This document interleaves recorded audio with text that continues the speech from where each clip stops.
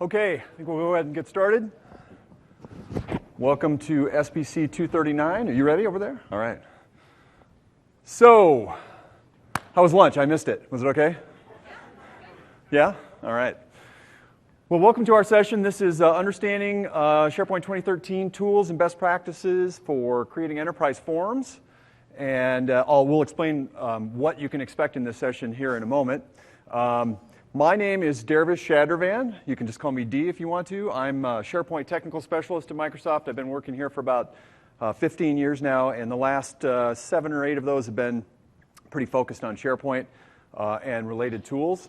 And with me is my cohort, Mr. Bremer. Hi, I'm Matt Bremer. I am also a SharePoint Technology Specialist at Microsoft. D and I are on the same team. I'm a recovering SharePoint consultant, so I've actually done this stuff, and mostly as a developer, but now I just get to talk about it, so it's a lot more fun. So Matt will be playing the role of the pompous developer in our session today. For the pompous developers in the room. And and I represent you well. So anyway, welcome to the session. We'll talk about objectives here in a minute because we do want to make sure that expectations are set very clearly. That's one of the things I always do in my sessions in case you decide there's something else you'd rather go to. We'll give you that opportunity. We do have a hashtag for every session in case you're not aware of that. Ours is SBC 239. Probably at the end of our talk, we will give away some goodies for the top 10 tweets during our session that include our hashtag. Keep them clean. So, not that we necessarily want people looking at their phones the entire session and just being distracted. However, it's kind of fun. So if you want to send a tweet about how awesome Matt is during the session or whatever, pound SPC 239, and Laura Rogers, who's right down here, my co-author on the InfoPath book. Say hi, Laura. She actually is going to be picking the top 10 tweets for us. So if you don't get selected, blame her. And what we will do is hand out the prizes probably at the end of the talk. And the prizes will include a t-shirt, a mouse pad, and a opportunity to get a copy of the book that I'm co-authoring that's coming up called SharePoint 2013 Inside Out. It's on MS Press. Okay, so we're going to give away 10 of those today. All right, so with that, you're good to go, right, Laura? You got your phone? All right, cool, okay. All right, so feel free to tweet during the session. That'd be great. Now, before we get started, I got to tell you guys, I have 4 children. I have literally, in 14 years of having kids, I have never, ever, ever missed a birthday for anything, work or otherwise, right? Today, oddly enough, my session at SPC fell exactly on my daughter's 13th birthday. So it's fine. She was cool with it. I had a talk with her. We're all good. I bought her a really nice present, so she's okay with that. So anyway, something like that. So Sid, she's a 13-year-old girl. Anyway, so Sydney's 13 today, and so what I want to do, this will take 2 seconds. I just want to count to 3, and if you guys would just, we're not going to make you sing happy birthday, but if everybody would just say happy birthday, Sydney, I'm going to post it on her Facebook wall later today, and she'll get kind of a kick out of that, right? That's my present to her since I couldn't be there with her today. So, 1, 2, 3, happy birthday, Sydney. Yes, perfect. Thank you, guys. I appreciate it.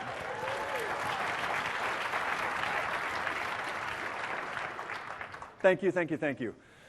All right, so with that, this talk is about enterprise forms in SharePoint 2013. Now, that means a few different things, which Matt is going to cover here in a moment. This session is not focused on a specific product. It's a talk about forms and creating forms in SharePoint 2013, some ways that you may already be familiar with, and some new options as well. Now, that said, this talk is in the developer track. However, this is not a dev-heavy track, right? We are also going to talk about some no-code design tools that some of you may have heard of before, like InfoPath and products like that. But Matt's actually going to talk specifically here in just a second about what we're going to cover. And then I just want to make sure that everyone's on the same page with what this session is going to be about, because I know there's been a little bit of ambiguity. I understand we're the only talk at SBC this year that has any InfoPath content whatsoever in it. So let me get a quick show of hands before I turn over to Matt. How many people came to hear about InfoPath 2013? Okay.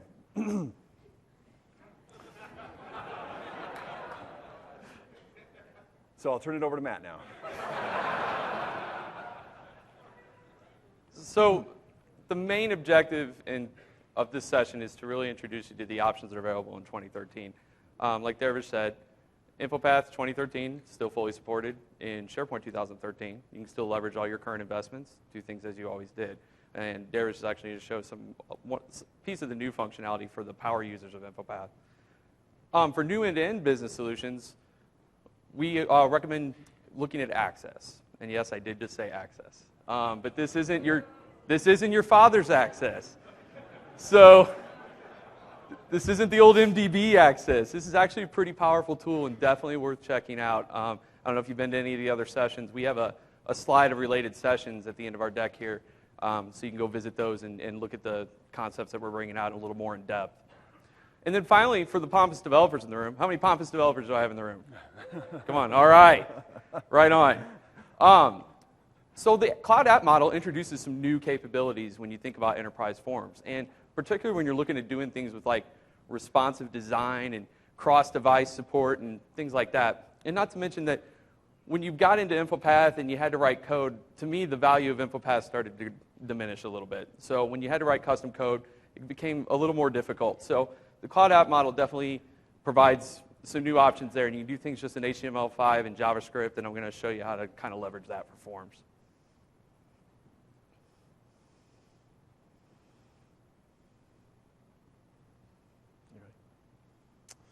All right. So first, I'm going to talk briefly about InfoPath here. Flip it over. No, just leave me on the slides. Okay. Thanks. All right, so InfoPath, there is a new version of InfoPath. Has anyone gone out and looked for new content on InfoPath 2013? Yep, that's about how much time we're going to spend on InfoPath during this talk today, which is to say it will be relatively limited because, as many of you who are InfoPath gurus know, not that much has actually changed in InfoPath 2013 versus 2010. However, it is important to note, still fully supported. There have been rumors that InfoPath has been, quote unquote, deprecated in this version of Office and SharePoint. That actually is not true. It's still fully supported. We still think that it's a great way for business users to build forms in SharePoint, customize lists, offline scenarios, all the things that InfoPath has been good at historically. Current investments in InfoPath 2010 solutions can be carried over into 2013 with minimal effort. And I think that's a very important message to take away from this, right? We're not abandoning the product. It is still fully supported in 2013. The one major change that we did make, and this one is specifically appealing to the developers, is that the embedded development environment that InfoPath 2010 had has been removed from 2013. And now when you want to customize a 2013 solution, you actually will be doing that in the full Visual Studio 2012, which is actually, yeah, it's actually a great improvement. I'm not going to spend a ton of time on that today because it really deserves its own session. But the message there is that if you're going to write code in InfoPath for sandbox solutions or fully trusted solutions in SharePoint, you will get all of the greatness of Visual Studio to do those solutions then. Okay, so that's a little bit on InfoPath 2013 and where that's headed. I'm going to switch over to my demo machine here and just do a couple of things in InfoPath real quick. The first one that I'm going to show is a very, very simple form. Now, if you've seen the book that I wrote with Laura, you know it's on MS Press. It's the InfoPath book. A lot of the demos had this Blue Yonder airline theme in it. And so I'm going to continue on with that in the rev of that book and in some of the other stuff that I'm working on. So Blue Yonder Airlines, obviously this form has basically nothing in it, but this is just to illustrate the Visual Studio stuff. So what I wanted to just show you guys is if I go into a control in InfoPath 2013 and go to the properties for the control and do edit form code, which you guys have all seen this before if you've ever written InfoPath code, what happens now, rather than the integrated environment, is it actually will fire up Visual Studio 2012 on my system, which is what you're looking at now. I can also get there directly from Visual Studio. I can just go there and open up a new InfoPath project. There's a variety of ways you can get in here and start doing code for that InfoPath solution.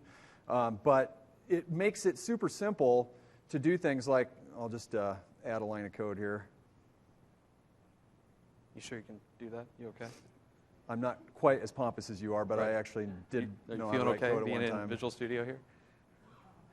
All right, so we'll do that, and then we've integrated it in such a way that when you write code here, you get the full debugging environment and everything else, and you can just click on your run button, and the info path form will then fire up, and if I click on my button, we'll get our message box there. So the point of this, yeah, right, pretty cool. The code isn't that great, but you get the idea. The point of that is InfoPath 2013, Visual Studio 2012 are tight at the hips now. So that's, I think, a very positive thing forward with InfoPath, even though InfoPath itself hasn't changed that much.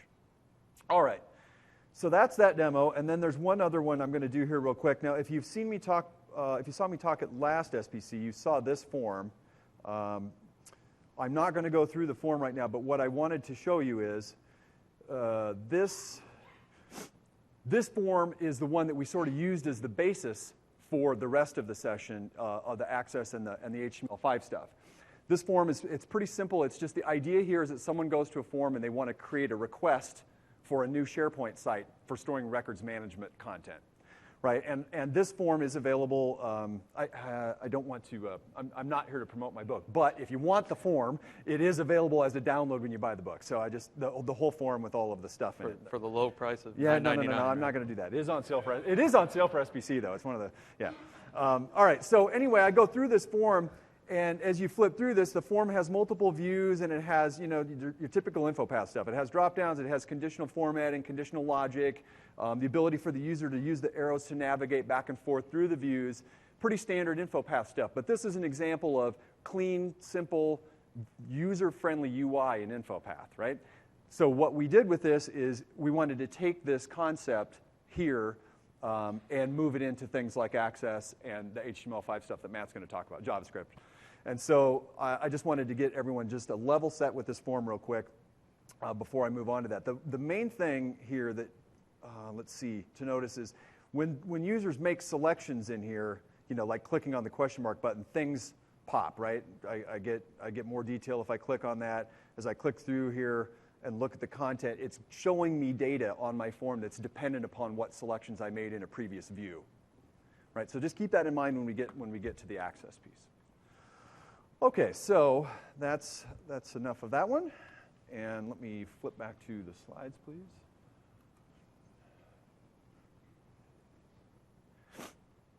Now let's talk about Access 2013 for a few minutes.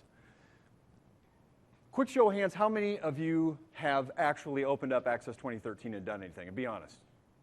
Okay, all right. That actually is ideal. Thank you for the show of hands.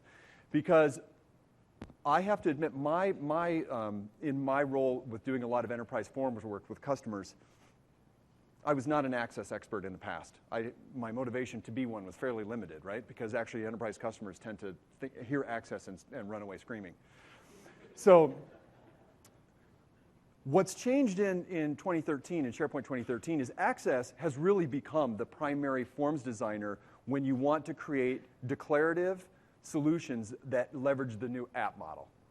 Right, InfoPath, as great as it is, when you publish an InfoPath form, it's published as an XML-based form, right, in a library or part of a list. It does not publish as an app, and I'm sure you guys have heard all about apps this week, right? Access 2013 is the tool moving forward to do forms that you want to easily publish into a site as an app. And that's why I'm going to spend a few minutes talking about it with you guys today. All right? So we invested heavily in Access 2013 to allow users to rapidly create forms, just like in InfoPath.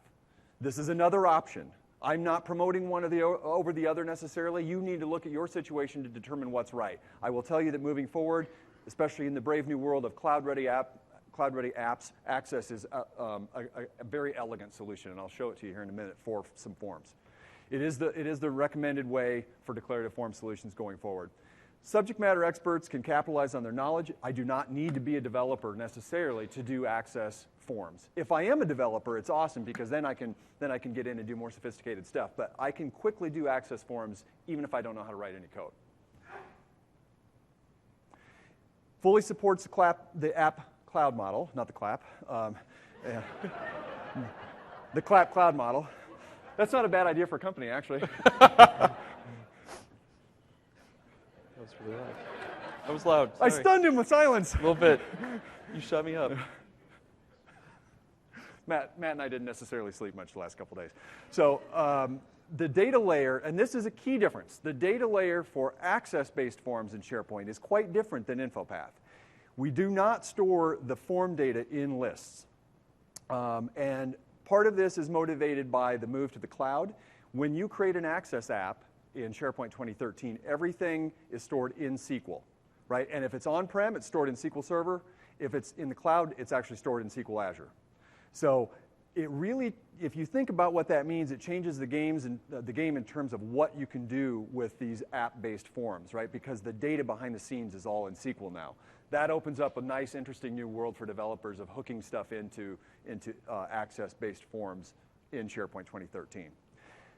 The user experience, and this is probably my favorite part, is all HTML5 JavaScript type model, just like the rest of SharePoint is now. So when you create an Access app and it gets rendered in the browser, it is inherently going to get all of the goodness of the SharePoint UI in 2013.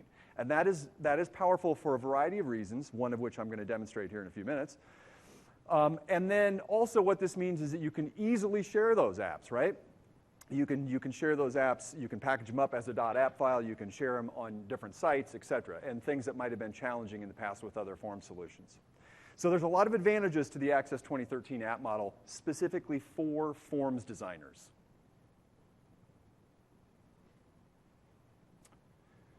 So when you open up Access 2013, you'll get this blank app database template, which I'll show you here in a minute. And basically, when you create the app, Access plays the role of both the database and the app designer. So you're kind of designing your form in the UI, but everything's being stored in the database behind the scenes. And so it makes it very simple to create a true enterprise scalable form. Whether you do it on-prem or in the cloud doesn't matter. Works exactly the same way. I kind of made these points already. I'm not going to spend too much time on this, but Access apps equal SharePoint apps. So when you build a form in Access 2013, you're going to get the same cross-browser support by default. You're going to get the same permissions. You're going to be able to use the app catalog for your forms. You're going to be able to have the same centralized IT control. You'll get all the same themes that you would get in your SharePoint site. And in 365, you can host your Access apps in the cloud. So there are a number of advantages to thinking about this model, and until you actually get your hands on it and try it, it's hard to quite understand how nice it is, but I'm going to show it to you here in a moment, and hopefully you'll get a better feel for it. Last slide until I get into a demo. So 2013 forms using HTML in Access. The forms editor makes it easy to drag and drop fields onto your form. One of the things for me as an InfoPath forms designer in the past that was a little frustrating was the design UI. I think everyone understands that. And just getting fields lined up, and some of the basics sometimes could be a little frustrating. The new HTML5-based editor in Access makes that quite a bit more simple. Automatic generation of navigation and buttons and all that stuff, you'll see that here in a moment. So it's a very attractive UI, even if you are horrible at design. So I showed you the InfoPath form earlier that I did with the Blue Yonder records management request site that had the conditional logic, the formatting that was going on, the data validation. The Access forms have the same basic capabilities, right? And I'll show you that when I do the demo, but we need those basic UI things if we're going to do forms. We need the ability to validate that a field has the right kind of data. We need to be able to have custom actions so that when a user is going to click back and forth on the arrows, they go to the right view, et cetera. So we have that, and you'll see some of that in my demo. All right. So if you could flip me over to my demo machine. Now, I've heard through the grapevine that there have been some internet access challenges here at SPC. Just only a few times, right? I'm confident that I'm not going to have that problem in my demo because this is all cloud-based. You'll notice the URL is spc239.sharepoint.com, so everything I'm going to do here in my demo is in Office 365. So I have a site for this session that includes a very simple Access form that I did that is very similar to the one you saw in InfoPath earlier. It's a site request form for records management. When the user goes in and they click on that site request form, I take them straight into a view on that form that looks like this. Very simple, very clean. I'm going to show you this in runtime first, and then I'll actually show it to you in design mode so you can see how I built it real quick.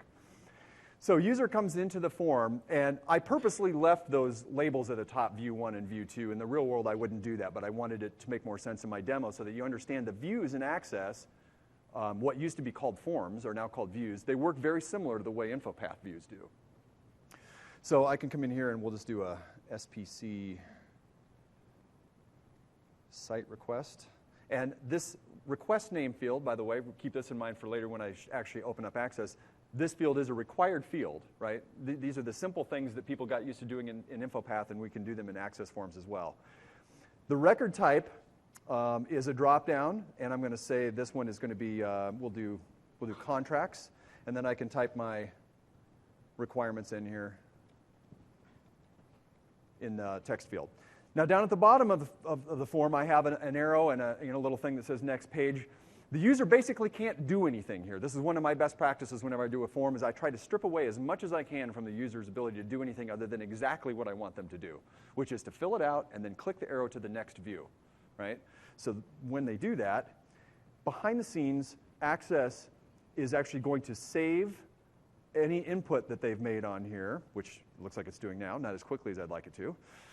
And then it's going to use essentially a rule, much like you would have had in InfoPath, that takes them to the next view of the form. That records management form in InfoPath, I had about 4 or 5 views on there. I'm working with just a couple here for the sake of time. But you'll notice on this view of the form, I now have a previous arrow, so the user, if they need to go back to the previous view, they can do that. Or if they want to go on and continue to finish the form, we give them another arrow. And then these fields, is HIPAA compliance involved with these records? So when the user checks one of these boxes, I use the same kind of conditional formatting logic that I did in the InfoPath form to say, okay, if they select this, we want to make sure that they see some extra information when they're filling out the form. Right? Really simple UI tricks just to make it more appealing, but make it simple so if they don't need it, they don't actually have to see all that extra text. So I'll just go ahead and select this other one. Will records be shared with vendors? I'll say yes, and we give them some more information about what they need to do. You'll notice the nice clean UI here in the SharePoint site for this form. And then at that point, I would probably put a submit button on here. For now, we'll just do a save. Those buttons at the top of this form are generated automatically by Access. I also have one more view on here called All Records, which just lets the user sort of flip through all of the requests that they would have access to. So that's kind of what the form looks like in design time. Now, if you would flip me, Matt, please, over to 3, I think. What you will see now, I believe, is the same site and the same form. Let me just do a new one here real quick. Except now this is all running on my iPad that I have up here. So why am I showing you this on an iPad? Well, because I want to make very clear some of the advantages of thinking about doing the app model for forms versus the traditional, the InfoPath stuff. And so as I come in here and I actually fill this out, you'll notice the controls work just fine. Click on next page, and that will save this and should take me to the second view here in just a second.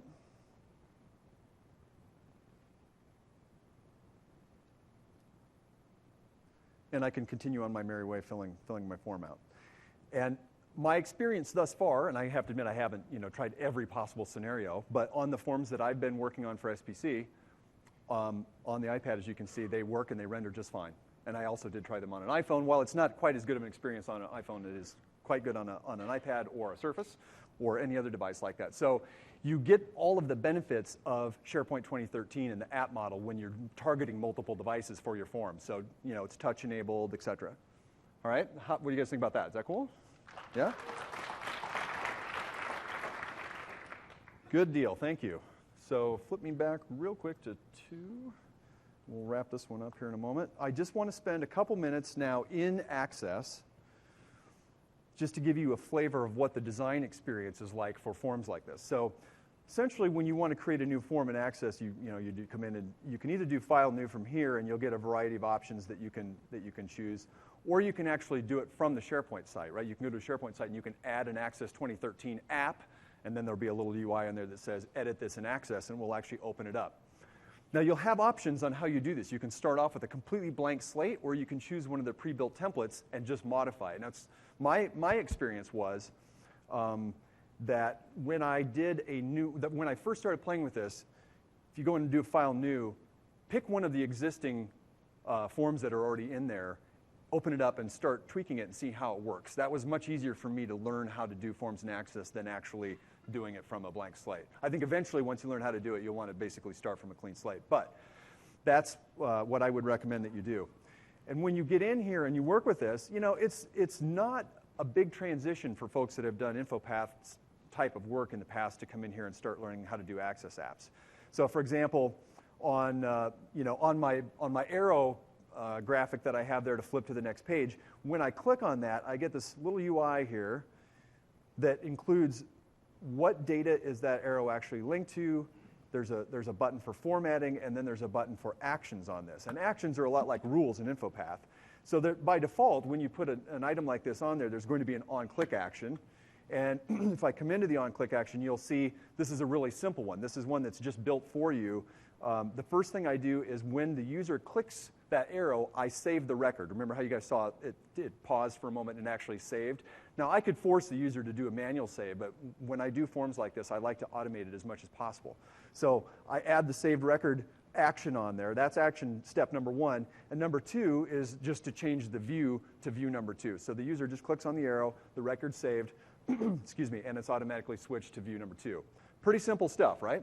But this is what we as forms designers want, is when we come in here and we want rapid form design and development, especially if we're going to publish it as an app, you want these basic UI capabilities. So that's one example of something I did there. The other one is, I believe on view 2, there's a few more interesting things going on in the second view. On view number 2, on load of the entire view, much like you would do an InfoPath on load of a form, there's an option to have an on load series of actions. And so what I did here is when a user goes to view 2, I want to make sure that the form is automatically in edit mode, right? So they're going to be editing. They don't have to click to edit it, which would be an extra step for them that I don't want to make them do.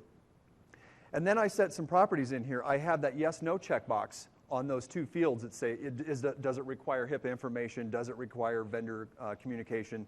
And what I do by default, I'm basically saying if those values are not equal to 1, which means true in access, then set the property of that control visible to false, right? Pretty simple. Standard UI stuff. So when you guys saw me walk through the form earlier, you noticed that when the user first gets to that second view, they don't actually see all of that extra information. And that is because I have told the form when a user goes to view 2, set those by default to not be visible if that box isn't checked. Right? Simple UI stuff. I know all the developers in the room are going, yeah, I could do that with code, yada, yada, yada. And Matt will show you how to do that in a few minutes. Yes. Same thing on the checkbox buttons themselves. There actually is an after update option on those. And same kind of logic here where I'm just saying if that checkbox is true, then set the visibility of that particular item to true. And if it's not, then set it to false. And this just makes sure I'm basically doing it at the view load time and I'm actually doing it on the control itself. And that way, even if the user is a complete total idiot, they basically can't screw anything up, right? I make it very easy for them to use the form. Not that any of our users are idiots. So that is a little bit on InfoPath. How are we doing on time? We're cruising. Does that mean we're ahead of time or behind? I think we're ahead. We're ahead. Good. Then that will give you plenty of time to do your pompous developer thing. You know how I'd love to hear myself talk. All right. So let's, with that, let me do this. I wasn't planning to do this in this session, but this room is actually a little bit smaller than I thought it was going to be. So I will take a couple of questions, which I know could be a total rat hole, and I'm a little concerned about it, honestly. But I will take a couple questions about, hopefully about, not about what the strategy of InfoPath moving forward, because I've already discussed that. Yes, sir.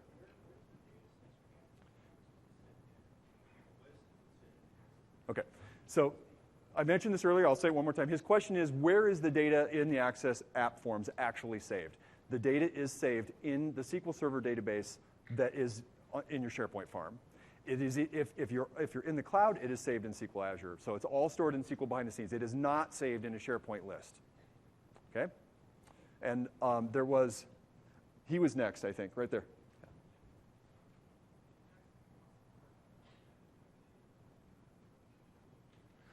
Do the access forms support managed metadata term store stuff? I believe the answer is we are working on that, and that will be coming soon.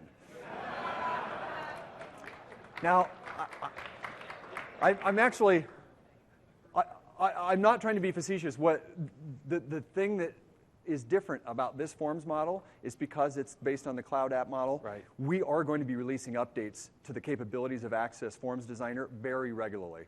Okay, and there's already a couple things on the slate that are going to come right, shortly after RTM, which we now have. So as far as I know, unless someone wants to correct me, I don't think that that's supported by default because we're not working quite like that in cloud apps. Who is next? Well, hang on. I just want to expound on that a little bit. But Access doesn't right now. I do think it will in the future, possibly. That's Matt talking, not Microsoft. But because of the new cloud app model, though, and the CSOM interfaces and things like that, I'll show you later, you could do that in an HTML form fairly easily. Yep, good point. There was, hold on one second. There was, he was next, I think.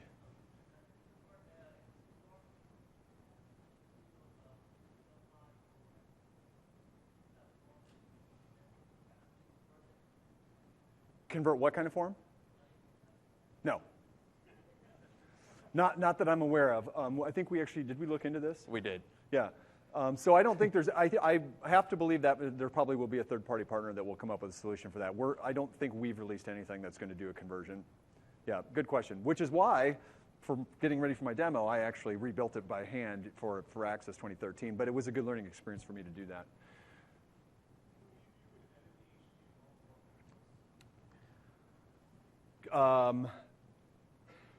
No.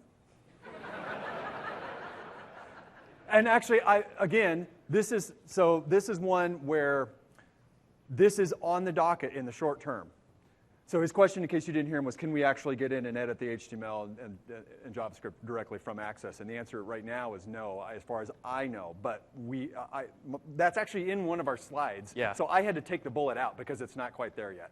But yes, that is the plan. I see that also as the route to how we enable things like managed metadata columns and things like that. So we'll take a couple more and then we gotta move on. Yes, sir.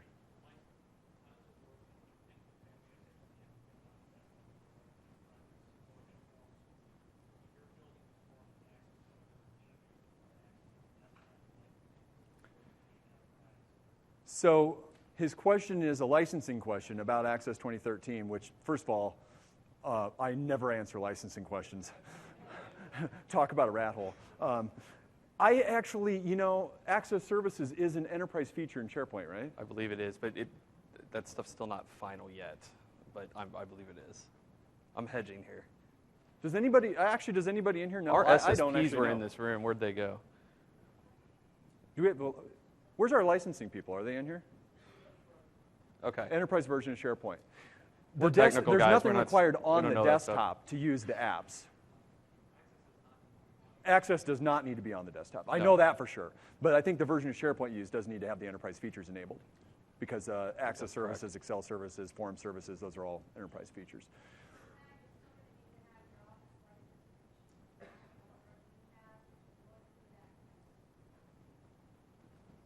See, we're going. Yeah. So if your tweet was one of the top 10 during this session and I find out you asked a licensing question, we'll revoke your top tweet. No, I'm sorry. I'm not going to answer any more licensing questions because we're just the wrong guys for that. We're on the technical side, and I don't know. One more, and then we'll move on. And we will hopefully have time for some more questions at the end if we didn't get to you. Yes? No. The question was, can you use Access 2013 to develop forms for SharePoint 2010? You could do the traditional Access stuff. You can't do Access form apps. Oh, God. Ugh. I think there was a band called The Clap, right? I think it's going to stick. Yeah. Whew. The new, you know what's killing me? That Irish bar in between here and the Luxor has Murphy's on tap, and it's destroying my brain cells this week.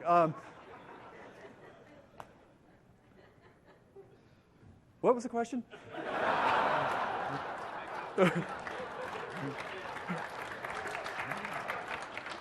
Yes. Question was, can I use Access 2013 to build SharePoint 2010 Access apps? And really, the Access app model is only in 2013. You could do traditional desktop type databases, but not apps.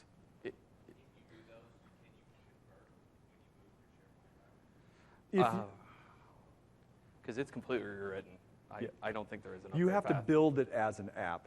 Yeah, so they're, not that I'm aware of. Okay, so what time does our session go till? 3. So we got, yeah, it's time to transition to you. All right. Yeah. So that's a little bit on Access, and now we're going to make the leap to the next part of the session, which is to talk about HTML5 JavaScript-based apps in the new cloud cloud model. Cloud app model. All right. The clap out model. The clap out model. So a lot of you, that was your first look at Access, right? I'm going to turn my mic off. What is your impression now that you've been exposed to it a little bit? Yes. Kind of cool, right? All right, not too enthusiastic. Do I need to pull that iPad app back up? I think you might. So it looked like we had a lot of developers in the room. And how many of you are traditional .NET developers? How many of you have been scared by how much JavaScript you're going to have to learn to be a developer in 2013? So I have some good news on that front that we'll kind of get into a little bit that may help real developers. I shouldn't admonish it, but script development is a whole other ballgame. But I'll show you how you can do software engineering principles on top of things using what we call TypeScript. So SharePoint app model.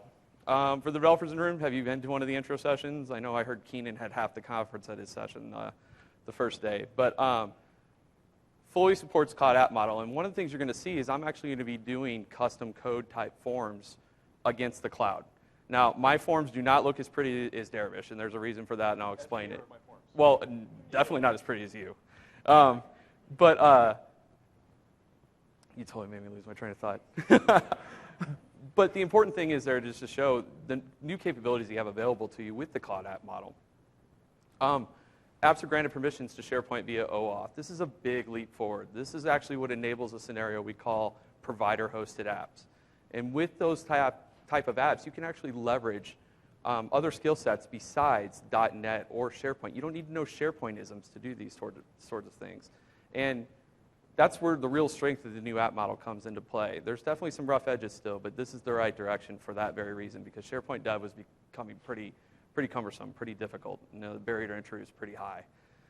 So having things like OAuth enables you to do things in PHP, Java, whatever, HTML5, JavaScript. And so it really enables those types of scenarios.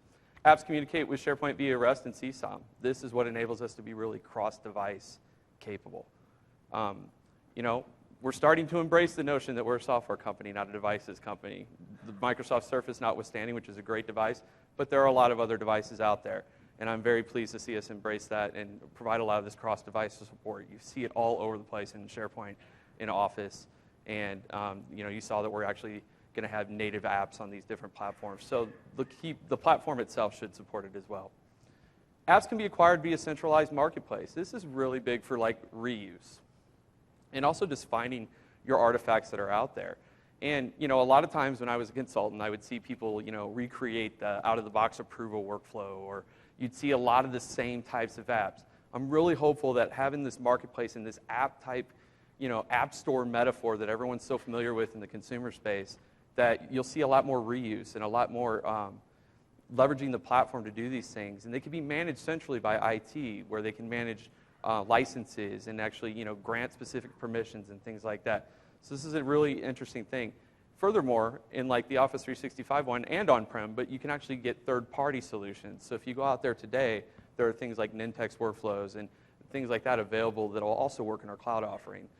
You know, again, we're doing this all from the cloud today here in our session, and you've probably heard that a lot this week, but the parity between on-premise and cloud is really narrowing. So web form benefits. We've kind of discussed a few of them. We alluded to it. If you want to do things like manage metadata column or something like that, web forms are a great option for that because you can use things like JavaScript and get in the CSOM and do those things. You're not limited at all. Now, in the cloud app model, you can only do like JavaScript. You cannot do full trust code. You could have an auto-hosted app or a provider-hosted app that would allow you to run full trust code outside of SharePoint, and it would communicate with OAuth and CSOM and REST back and forth. But a SharePoint-hosted app can only do JavaScript. So it's kind of limiting, but actually because the CSOM and the REST APIs are so good now, you can really do a lot, and I'll show you that today. I did a SharePoint-hosted app for my example. We already kind of talked a little bit at cross-device capable. Again, responsive design elements can be fully leveraged. jQuery mobile, all the jQuery plugins out there for like responsive forms, there's a ton of them out there, right? You can easily integrate these things into your forms and build them pretty quickly. I'm a terrible UI person, but I can actually build some decent forms leveraging the plugins that are out there and make it a lot faster.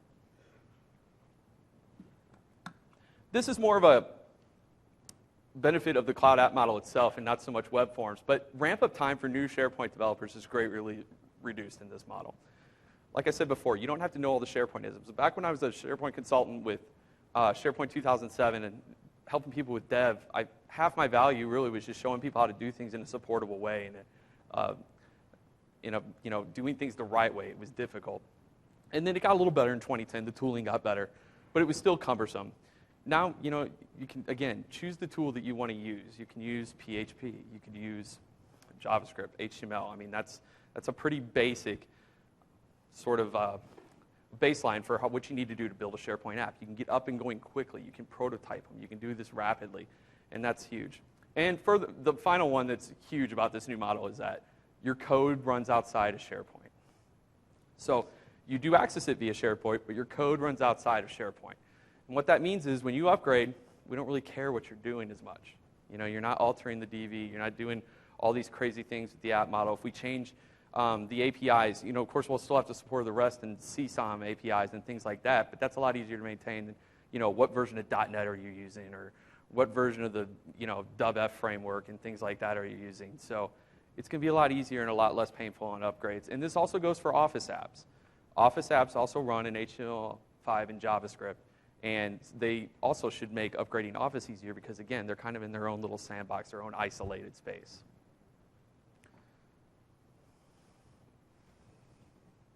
So types of form apps. This is really just the types of apps in general. You can have an immersive app, which is like a full screen sort of app. You can make an app part, which is analogous to your web part. And this also works if it's a provider-hosted app or an auto-hosted app that isn't necessarily running inside SharePoint. What it does is it actually does an iframe. So if you get in there and you look at it, you're probably thinking, oh my gosh, an iframe. But it has some things that, make it so you can actually consume the Chrome of SharePoint in your provider-hosted app or your auto-hosted app. So it looks seamless to the user. And the iframe controls, they have sort of these call and response things on either side that allow you to dynamically size the window. I don't know if any of you have done iframes before, but you'd always have the scroll bar or something like that.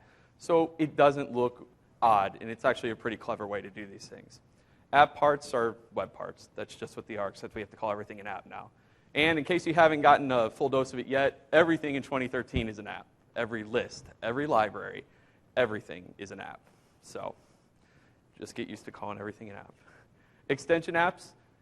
This is a great candidate for forms, in my opinion. And actually, there's a hands-on lab, and we have it at the end of this, that actually walks you through how to do this, where you launch a new edit window from a new button in the ribbon.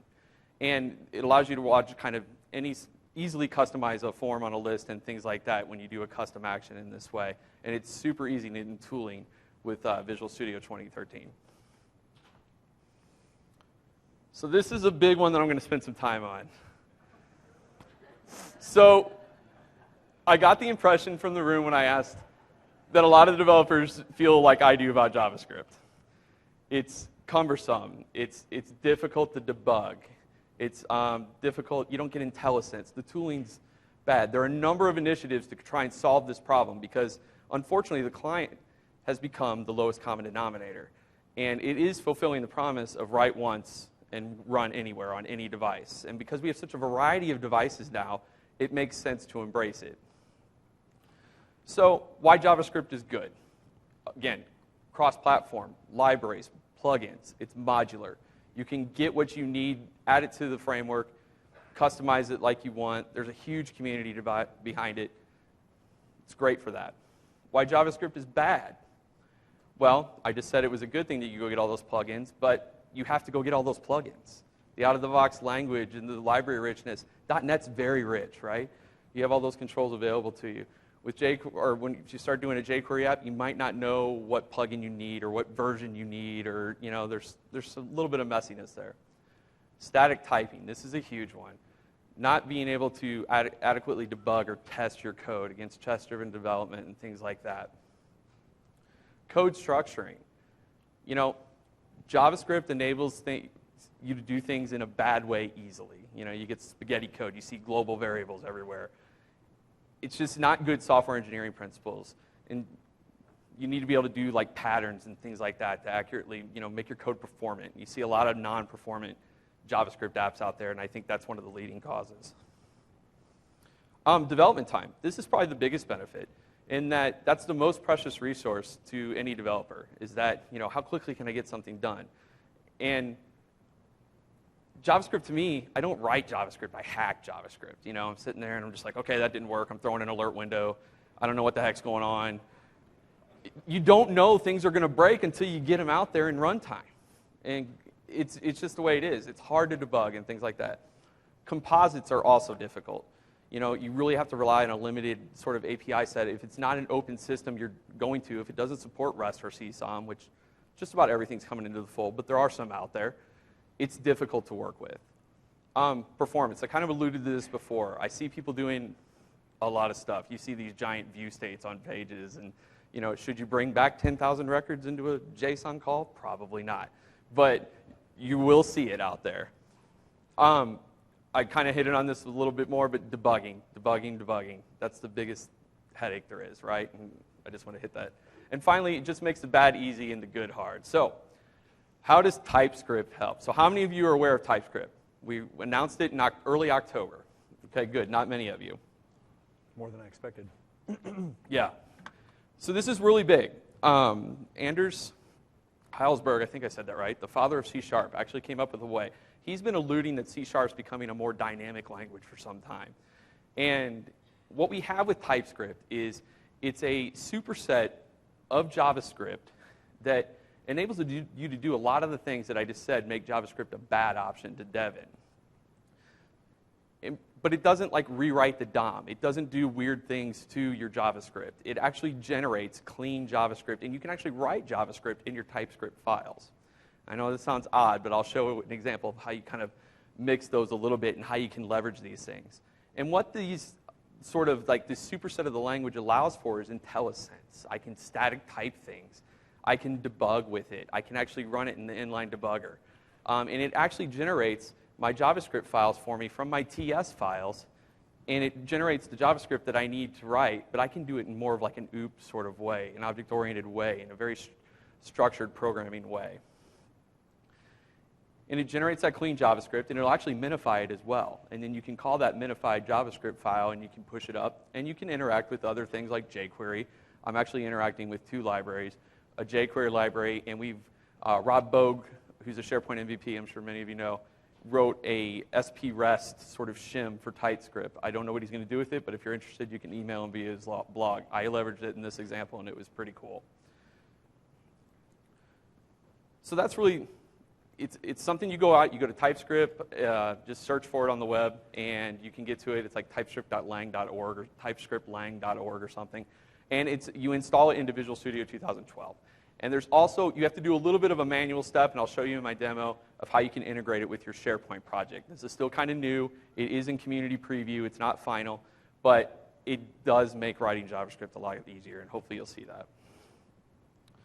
So let's go ahead and get into the demo. While he's doing this, I just want to re-level set. The reason Matt is up here doing this with me is because my challenge to him was, we're going to do an enterprise form session at SharePoint Conference, and people are going to come and they're going to want to hear about InfoPath, and we're going to tell them about Access 2013 as the new app model forms designer as well. What I wanted him to do was to take that form that I did in InfoPath relatively easily and be able to sort of recreate, at least enough to demo here today, what that experience would be like for a developer who wanted to write this thing as a true HTML5 JavaScript type app in SharePoint 2013. And as we learned from doing that, it definitely is possible. And that's why he's here to share his brilliance with you on how he did it. No, that's fair. I will definitely say I did not achieve the UI aspect that we wanted to, and that was because I chose to implement TypeScript, and I'll explain that a little bit. But my goal really is I know the next one of these I build, I will be very fast. There was a little bit of a learning curve to figure out all the nuance of getting TypeScript into SharePoint, and the REST APIs are still kind of not documented very well. I assume that will change by the time general availability comes about. So this is an Office 365 developer site. Did anyone attend the Napa session where you learned about how you can build apps in the cloud? Okay, not many. So I won't discuss that, but this is this enables a remote development story for SharePoint, and I think that's very cool. I mean, I'm fortunate enough, I have a laptop that has 32 gigs of RAM and 8 cores. And let me tell you, 2013 Dev Farm will consume that.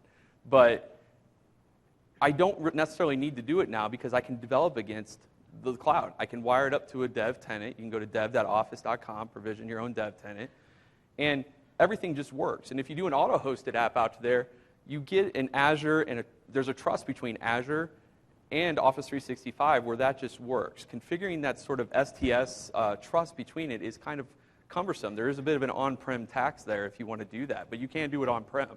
But if you want to get up and running quickly and not to have the infrastructure, deving in the cloud is a good option.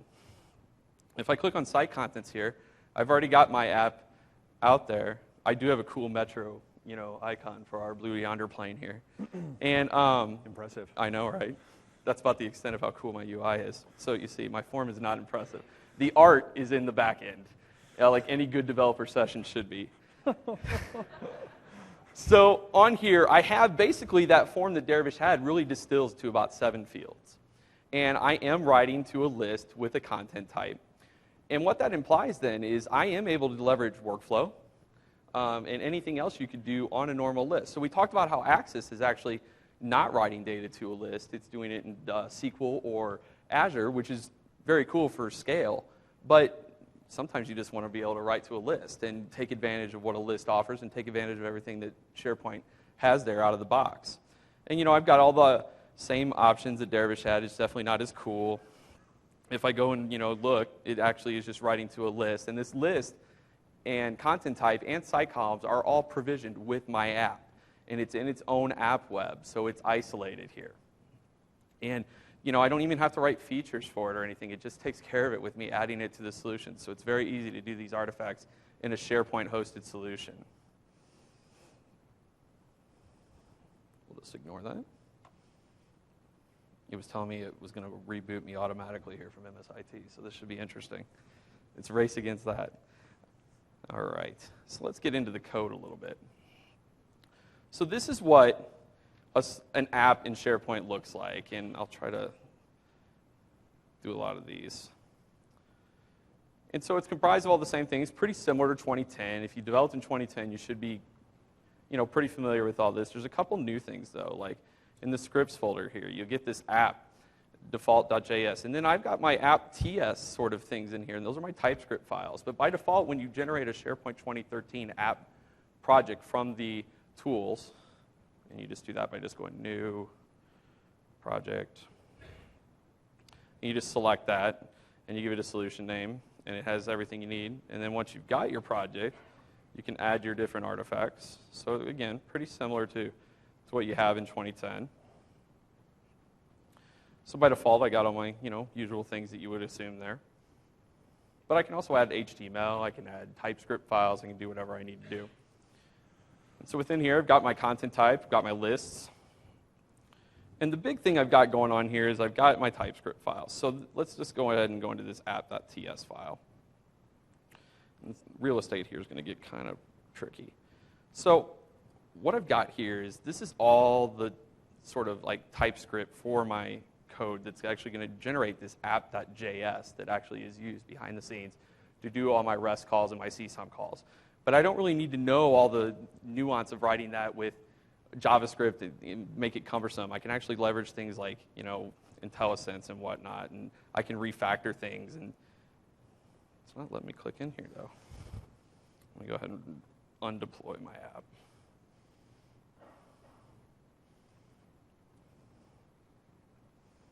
Okay, while it's doing that, and I'm getting my output status here. But when I get in here, it's very analogous to how you would write something in C#. It's, pretty ECMA-based. It kind of looks like C#. I've got my... This is acting weird. Let me get in here. Sorry. All right. So I get in here. I can create objects. I've got my functions. I've got them declared like that. And behind the scenes, it actually generates these JavaScripts. This is actually supposed to be doing this for me through something called Web Essentials, but it's not showing up. All right, we'll get through this. So within here, this is the JavaScript it's generating. It's doing the prototyping. It's generating all those things. It's taking the code that I wrote, and really with .NET principles, and have it within, I'm not writing all the same kind of JavaScript functions. Let me try and reopen this. Sorry about that, guys. Any questions while I'm fighting through this? Yeah, I have a question. Go for it. So if I use Access 2013 or InfoPath and build the form exactly the way I want it to look, and I just hand it off to you and say, okay, pompous developer, now give it now. Is that a good approach for customers that want to do enterprise forms? I actually think it is. The reason I didn't do the sort of jQuery plugins that we talked about to kind of build that rich form experience that you had was because I chose to implement TypeScript. With TypeScript, I have to have these d.ts files. And what they do is they actually provide a facade, a shim, if you will, on top of all the libraries that you do. Anytime you want to use a plugin or a library, you have to do this. There are tools out there, like I know the jQuery data one is already done, that allows you to shim it in. And it's pretty similar like the Knockout or the Node or whatever. And you have to do this in order to work with it. So if I had the shims for those richer UI, or as those plugins start supporting TypeScript a little bit more, this is really new. It's only a month old. I think it will be easier and gives you a good basis of functionality to do that. You saw how easy it was to take the InfoPath form into Access. I think it would be a good model to take into a web form.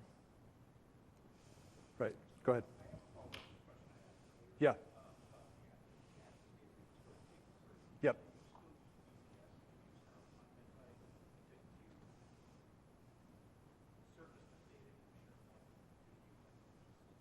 So when you do that, his question is, I think, if I understand it, leave the BCS thing aside for just a second. The question is, if I have one of these access-based apps, can I connect external data sources into the app to have that data displayed in the Access app?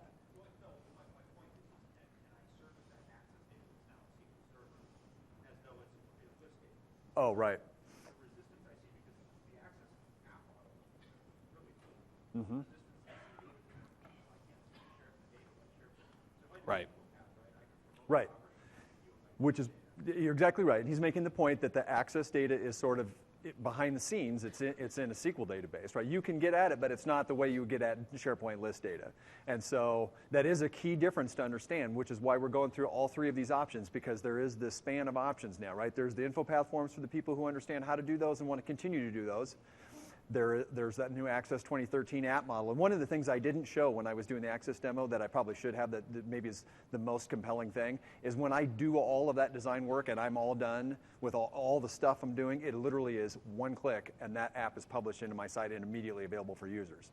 Now that's the good news, but like you're pointing out, that data is stored in SQL Server and it's not available the same way InfoPath data would traditionally be available in a list.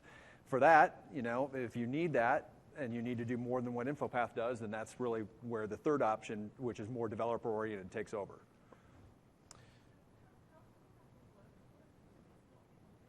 Right. So InfoPath is still a great choice for workflows, as well as the web forms. Access doesn't support workflow at this time. Access workflows are in the... Access workflows are essentially in the Access app themselves. We're not using SharePoint workflows for it.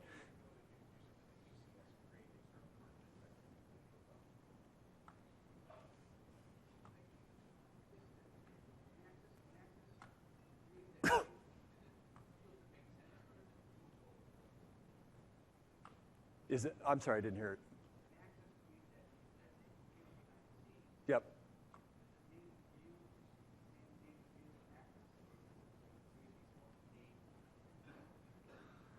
The fields are named in the table behind the scenes in Access. I didn't actually get into that and show it to you. But yeah, it's the same best practices. So his question is, what happens when you actually create all these fields and these controls in Access behind the scenes? And it really, I'm going to switch for just 1 second. All right. Is really no different than what would have happened in InfoPath. The best practice is still when you go in and you start adding a bunch of fields, to your views, right? And this one, are you guys seeing that? I have only one table for this form, but I have 3 views. And so if you look at that view, those field names that are off there to the right on the table, those are things that I defined as I built the table for the form. And they are named behind the scenes the same way that they're actually showed here in the table. Okay, so let me just, just to finalize that thought, I'll just pull the table up so you can see it. Depending on what your skill set is, you may or may not start designing a form by building a table from scratch. In this case, I actually did because I wanted to have total control over it and do things like, required fields and all the things I'm comfortable doing when I was building the tables. And then I built my form views on top of it, right? But that way I still adhered to all of the best practices of all the InfoPath stuff that some of you already know, which is, very specific ways to name your fields so that your form stays manageable. Okay, sorry, go ahead. No worries. Yes, sir.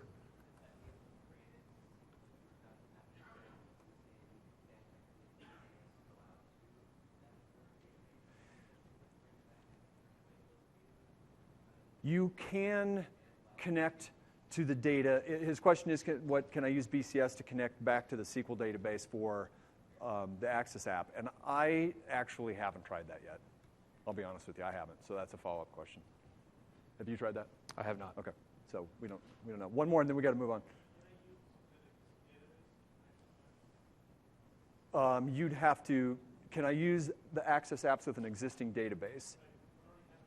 Yeah. So you can bring it in as a data source, but you can also bring in SharePoint lists. You can bring in Excel spreadsheets. That's another reason why I like Access apps, and I didn't have time to get into all the demo on that. If I want to build a form that is going to be built on top of a spreadsheet or a text file or an XML file or a SharePoint list or an existing database, I can grab that data as the foundation for my app, right? And so you can build and design the Access forms really quickly and then one-click publish out as an app. So there's benefits to each of these options, and that's why we're here talking about all 3 of them. And not all 3 of these are going to be applicable for everyone here. You sort of have to pick what's best for you. Let me get back to this, and we'll go back to questions here. I'll let you finish, and then we got a couple minutes for questions. So I figured out what was happening. I had a lot higher resolution before we got on these projectors. So this is TypeScript. This is what a TypeScript file looks like. And so within here, this is the JavaScript it's generating on this side here. And this is in my app.ts. And this is the main file where you kind of put all your logic in.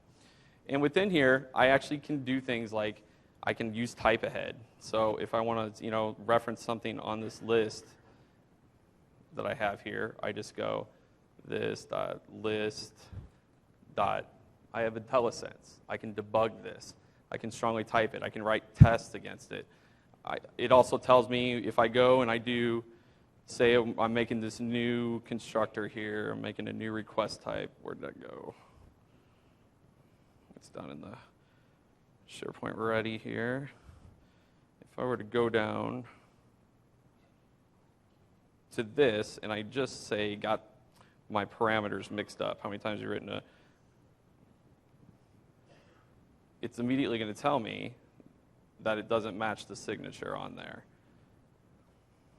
as soon as it saves it. So it's letting me know that sort of constructor there it can't be constructed the way that without putting in the proper parameters. It's giving me the things. And the cool thing is, if I have this app.js open and I go through and I've got some breakpoints in here, I do the same thing over here, and I launch this, F5, deploy this out to the cloud.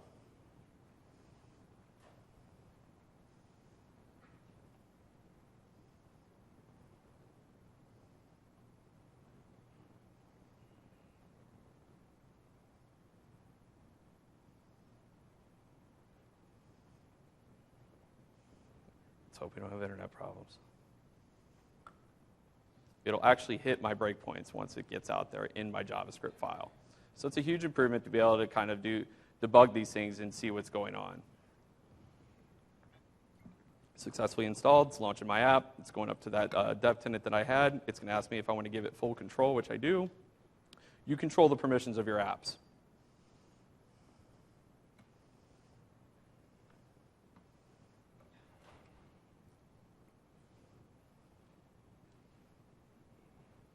Don't fail me now. There we go. So now if I just go through and I write test, I hit, it went ahead and it went into debugging. So now it's telling me that the app.js file, because it's being compiled in real time by the TypeScript, I'm going to go ahead and say reload it. But now I can get in and I can actually look at what these objects look like and go in and see the value of this parameter here, this object here that I wrote to actually write the values into the list and whatnot. So you can do sort of real software engineering with your JavaScript. And again, leverage the shim that Rob Bogue built. It's a TypeScript facade for being able to work with the REST APIs. So you don't have to go in and kind of learn how to format everything. You just consume them on this end in your TypeScript file. And you do things like where's one in here? sprest.list. So it knows it represents a list and brings it back in the format that you need. So it just makes it a lot easier, just like a lot of the SP services stuff made working with jQuery a lot easier. This is a way to go about it and doing it in REST, and it's actually easier to work with it in REST than it is in the CSOM. So any questions on that? And then the other aspect that you've got with... Any questions on that? No. I know. Thanks, buddy. You had me all rattled. Was that a statement or a question? It was. So any questions on TypeScript? What's that? It was Rob Bogue, and I got a link to it at the end of his blog that shows you what you need to do to kind of wire up TypeScript to your SharePoint apps. You actually have to put a build target in your project file. So it's not straightforward. I hope that they just come out with it for SharePoint soon. And then I just want to show you what it looks like from the app perspective. So this default.aspx is my actual web form. And pretty much the only thing I have is I include my jQuery scripts, I include my SharePoint scripts, and I include my SPREST and my app script. And from there, I just call this document.ready function, and that runs when the CSOM is available. It runs after the DOM's been compiled and all my assets are available, so you know it's safe to call at that point. And from there, it's just building your form. So it's pretty easy to kind of do custom forms now. You can really take this a new way. You can add custom forms to lists through custom actions. You can do all sorts of cool things that you couldn't do before. InfoPath can still be used to customize list forms, but this kind of gives you a new option to do as well.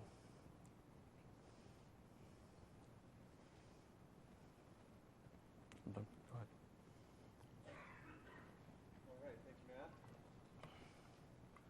So, Lori and Laura are helping us out.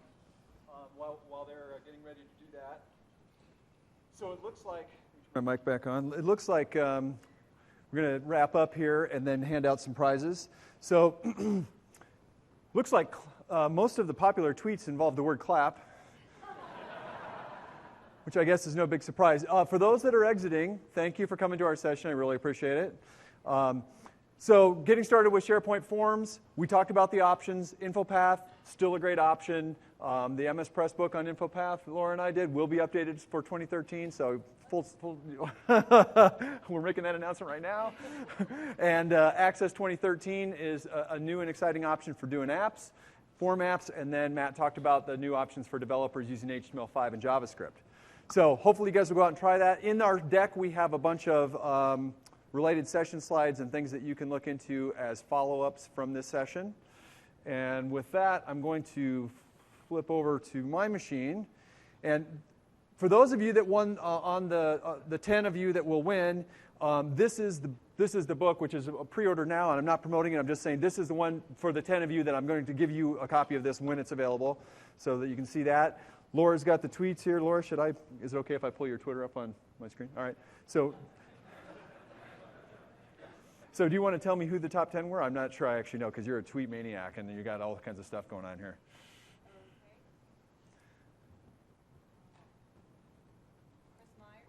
Is Chris Myers in here somewhere? Chris? Chris might have left. Chris Myers? Huey Tran? What is Chris? Never knew how cool clap was until this session. That's great. That's going to stick. Huey, are you here? Oh, he's over there. And what did Huey say? Access isn't dead. And clap. Great. Next. Okay, Nathan. Is Nathan... Okay, Nathan's over there. That side of the room's getting everything. Mark Stamper, you here? Mark? You got to scream. All right. Mike Green?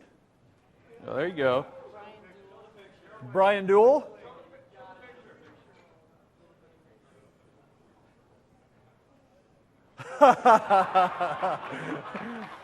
Thanks, buddy. Beautiful. Who needs friends with, or enemies with friends like you? Jonathan Ralton, are you here? Down over there. Thank you, Yeah. Jonathan. Todd? Robert, is that Frieden or Frieden? Robert, are you still here? Yep, right over here. Thank you. Steve Martin? Who's Steve Martin? Wild and crazy guy. Yep. Yes. All right, for those of you leaving, thank you very much for coming to the session. Appreciate it.